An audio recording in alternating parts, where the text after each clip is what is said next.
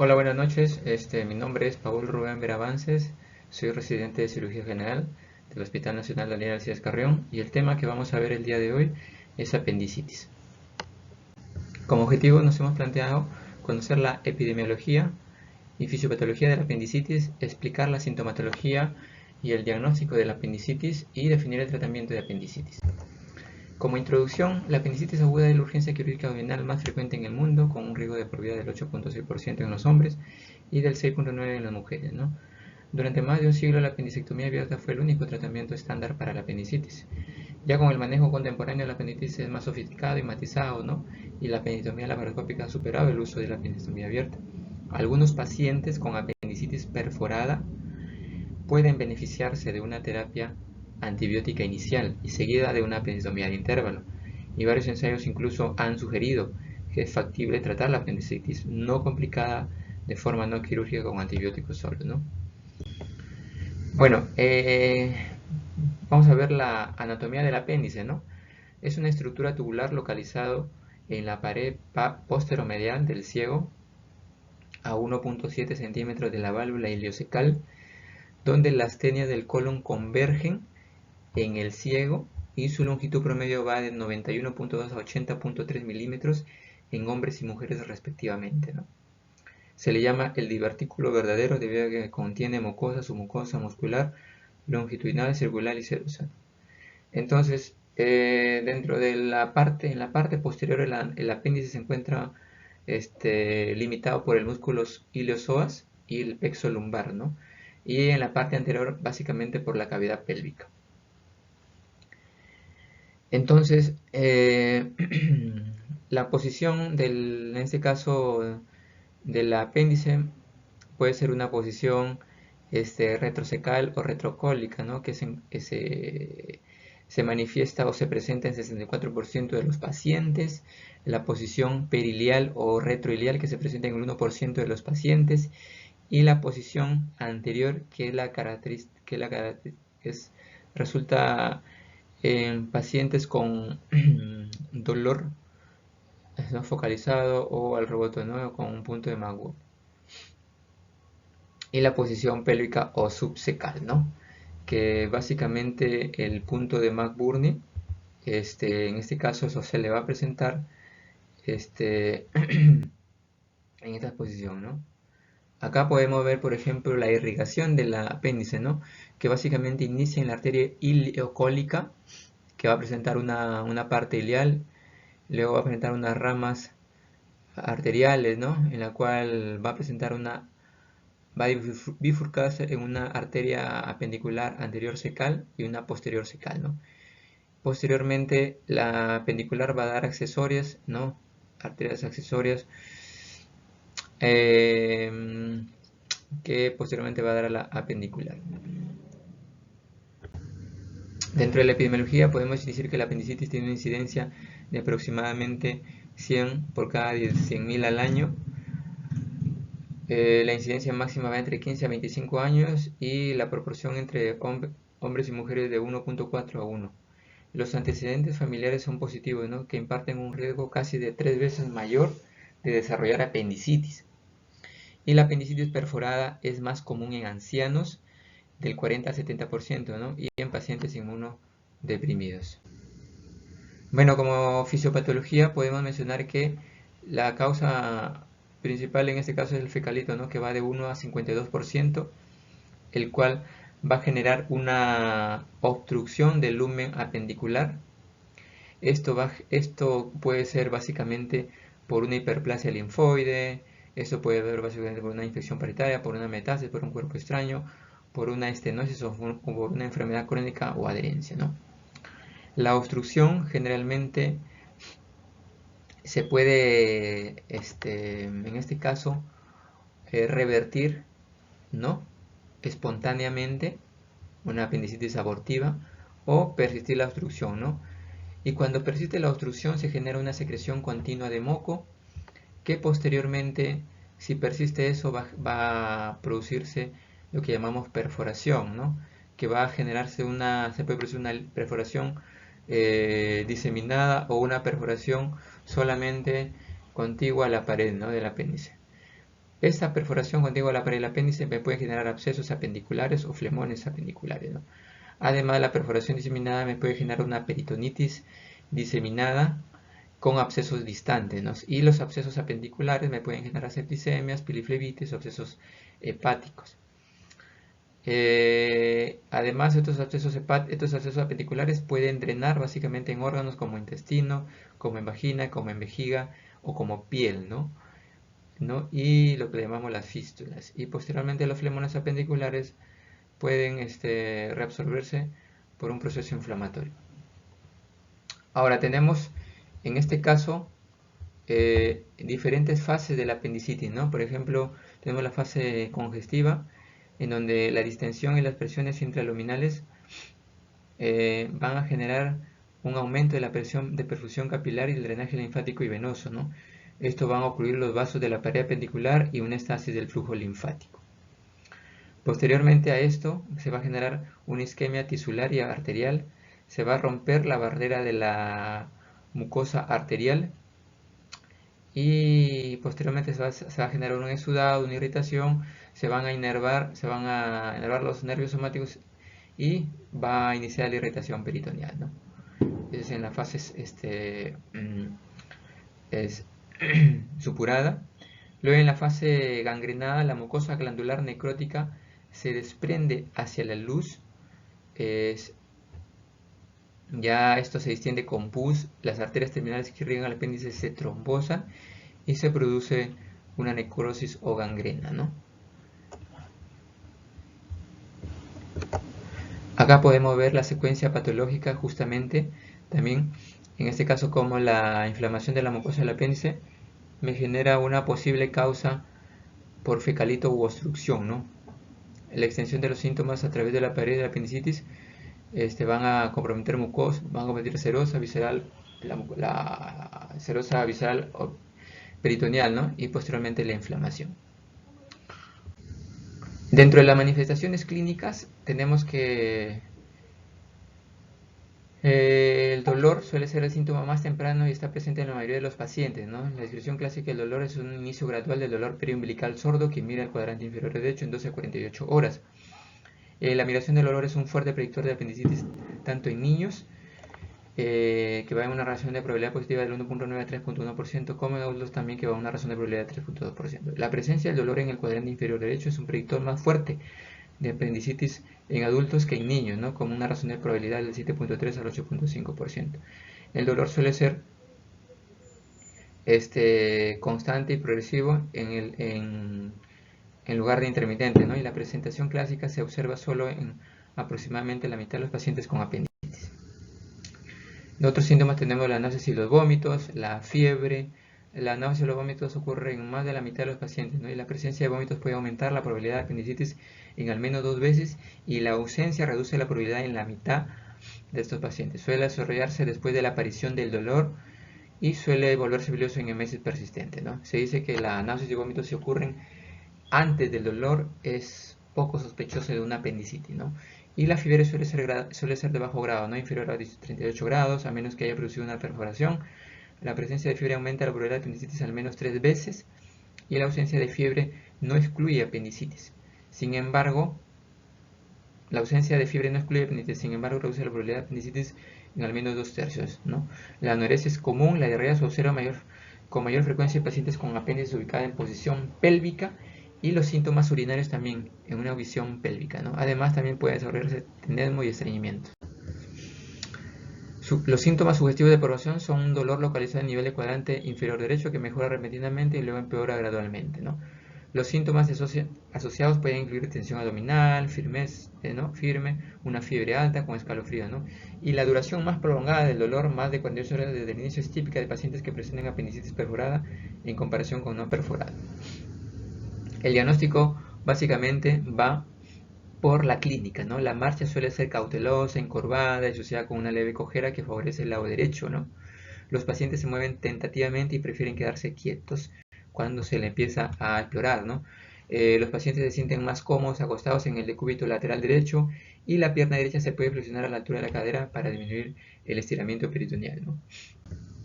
Acá podemos observar el punto de McBurney, ¿no? que justamente es el tercio. El tercio está ubicado entre el tercio externo y el tercio medio, ¿no? Se traza una línea media en este caso del ombligo hasta la espina ilíaca antero superior, y se divide en 3 tercios, ¿no? El tercio medio y el tercio externo, ahí está ubicado el punto de McMurray. Recordemos acá también las diferentes posiciones: la perilial, la retroilial, que están en el 1%, la retroiliacal en el 64%, y la pélvica subcecal, ¿no?, que es una posición que presenta síntomas de diarrea, de infecciones urinarias, ¿no? Dentro del examen abdominal se van a revelar signos de hilio, ¿no? Ubicación del apéndice va a ser inflamado o va a estar con una peritonitis, ¿no? La distensión abdominal sugiere perforación, me sugiere un hilo o una obstrucción intestinal, ¿no? Los ruidos intestinales pueden estar hiperactivos o normales al inicio de la enfermedad y volverse hipoactivos o reducidos a medida que avanza la enfermedad. Y los ruidos intestinales ausentes o disminuidos se asocian con una apendicitis en niños. Acá podemos ver algunos signos de apendicitis, que es el signo del psoas, ¿no?, que es un dolor leve. Es un dolor en la extensión pasiva del muslo derecho. El paciente se acuesta sobre el lado izquierdo y el examinador extiende el muslo derecho del paciente mientras aplica contrarresistencia, ¿no? Mientras el signo del obturador es un dolor de rotación interna pasiva del músculo flexionado, el examinador mueve la parte inferior de la pierna lateralmente mientras aplica resistencia al lado lateral de la rodilla.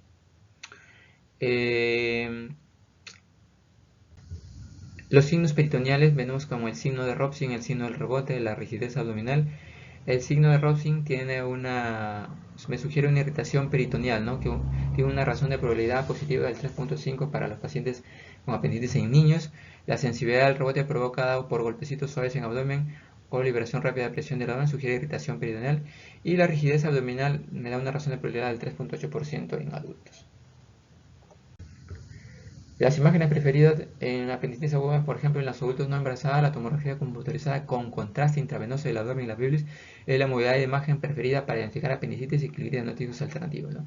En una revisión de Cochrane en el 2019, la sensibilidad de esta tomografía fue del 95%, con un intervalo de confianza del 95 de 0.9 a 0.96, y la especificidad me dio una especificidad del 94%, ¿no?, con un intervalo de confianza del 95 de 0.92 a 0.95, y el valor predictivo positivo fue del 92%.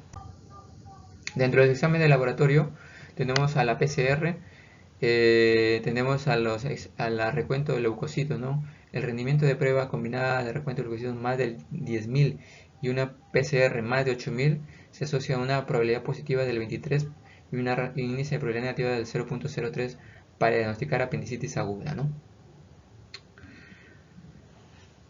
Mientras que en pediátricos la PCR por encima de 10 y el leucocito por encima de 16.000 es un fuerte predictor de apendicitis aguda, ¿no? El valor predictivo negativo de esta PCR suele ser del 97 al 100% en apendicitis en adultos y niños con síntomas que duran por más de 24 horas, ¿no? Otros exámenes a incluir son el examen de orina para descarte de apendicitis, que puede camuflarse con una ITU, con un cálculo renal, ¿no? La esterasa leucocitaria positiva, la hematuria microscópica, ¿no? Acá podemos ver justamente una tomografía con contraste. Con la flecha roja podemos evidenciar la imagen tubular del apéndice, ¿no? Recordemos que el valor predictivo negativo es de aproximadamente el 99% con contraste, incluso si el apéndice no se visualiza, ¿no? Y acá podemos ver un varón de 33 años con apendicitis agudas con una tomografía con contraste en el lado A. Podemos ver una imagen tubular en la flecha blanca, ¿no? Y en la imagen B podemos ver una imagen tubular de 10 milímetros medial a los vasos ilíacos, ¿no?, en las flechas blancas. La ecografía también es otro examen imagenológico que tiene una sensibilidad del 83 en adultos y del 88 al 97 en niños, ¿no?, y una especificidad del 93 al 95% en centros de experiencia y en altos usos de la ecografía. Los factores que disminuyen la precisión de esta ecografía pueden ser la obesidad, el embarazo, la distensión intestinal y la menor duración del dolor abdominal, ¿no? Los síntomas sugestivos de apendicitis en la ecografía son una sensibilidad localizada mediante la compresión gradual en este caso del ecógrafo, ¿no? Espesor de pared superior a 2 milímetros, diámetro de apéndice superior a 6 milímetros, distensión luminal, estructura tubular no comprimible en cuadrante inferior derecho, ¿no? Y el apendicolito que se puede ver.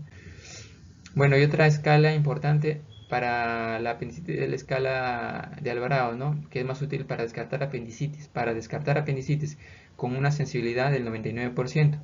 Los pacientes con una puntuación de 2 o menos tienen menos probabilidad del 5% de tener apendicitis según los datos en una corte que se hizo, ¿no?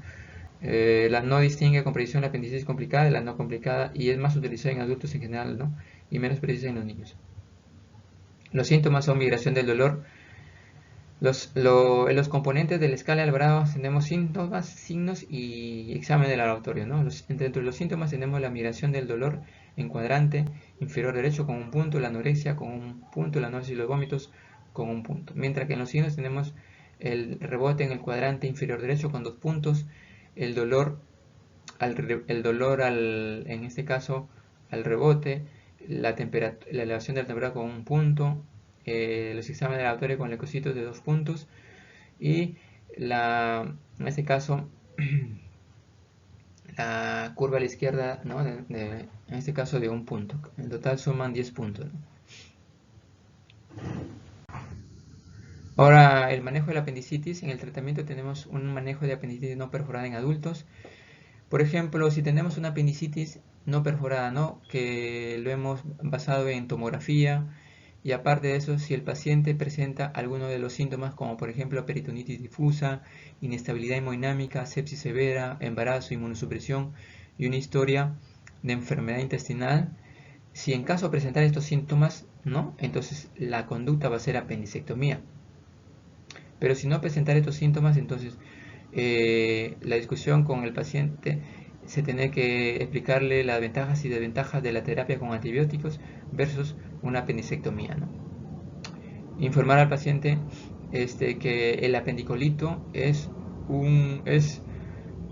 una probabilidad que falle si se inicia el manejo no operatorio, o sea con antibióticos, a que requiera una apendicectomía, ¿no?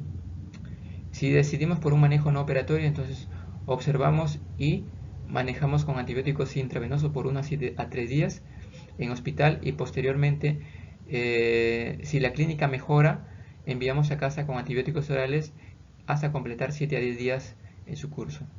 Y si fallara el antibiótico por 1 a 3 días intravenoso, posterior a eso persiste la inestabilidad hemodinámica, hay todavía dolor difuso, entonces la conducta va a ser apendicectomía. Ahora, la diferencia entre una apendicectomía y un antibiótico, las ventajas son que el antibiótico me evita la cirugía, hay una corta duración, ¿no? En comparación con una corta duración en este caso de la estabilidad del paciente en comparación con la cirugía, no asociado a incremento de riesgo de rotura en comparación con la cirugía, ¿no?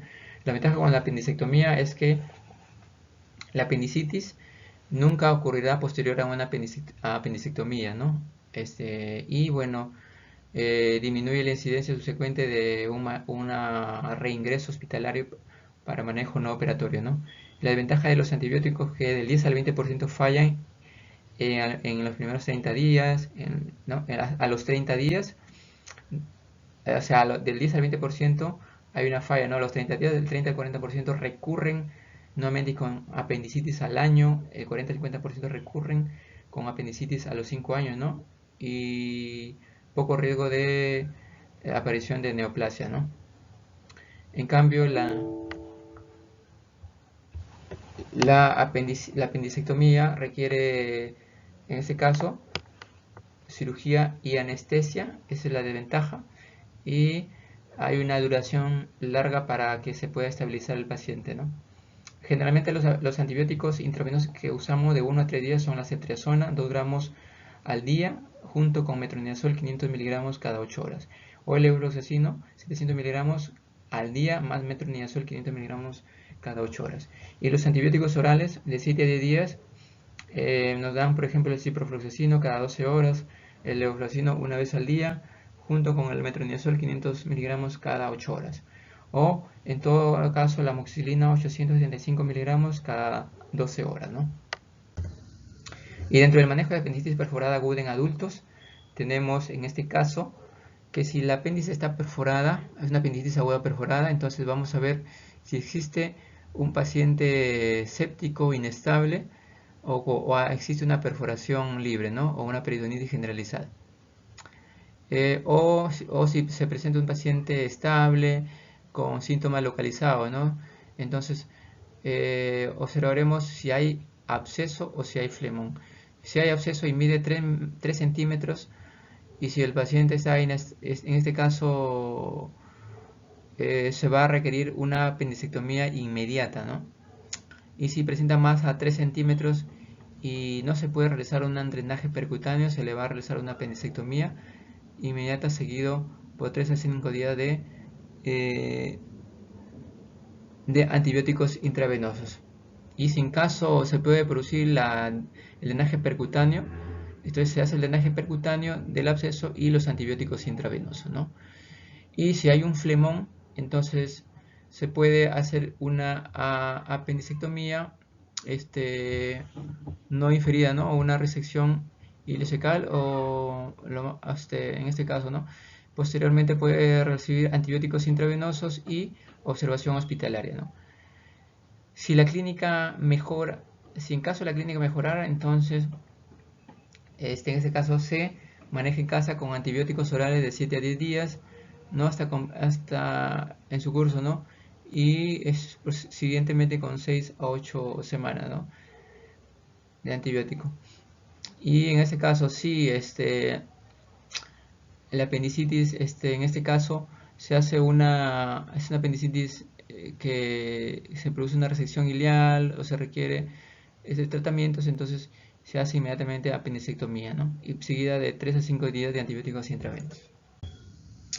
Dentro de las conclusiones, bueno, la obstrucción apendicular juega un papel muy importante en la patogenia de la apendicitis, pero no es necesario para el desarrollo de la apendicitis, ¿no?